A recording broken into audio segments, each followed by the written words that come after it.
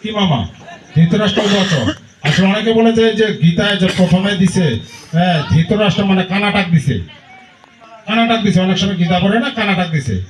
তো ধর্মক্ষেত্র কুরুক্ষেত্র সমবেত যদুৎসব মামকা পাণ্ডবাচৈব কিং কুরুব্রত সঞ্জয়, যে আমার পুত্রগণ, হ্যাঁ, যুদ্ধে মাঠে যায় কি করিল?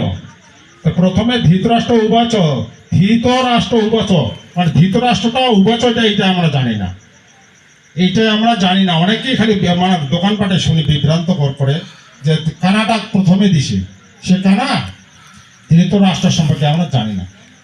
এইখানে সঠিক জিনিস হচ্ছে ধৃতরাষ্ট্র। ধৃত মানে ধারণ করা, ধৃত কথার অর্থ হচ্ছে ধারণ করা, রাষ্ট্র মানে শরীর। এই শরীরে যিনি ধারণ করে আছে তিনি এই ধৃতরাষ্ট্র। জয় জয় শ্রী গুরু প্রেমানন্দে, হরি হরি বলো, হরি বল। আসলে আমরা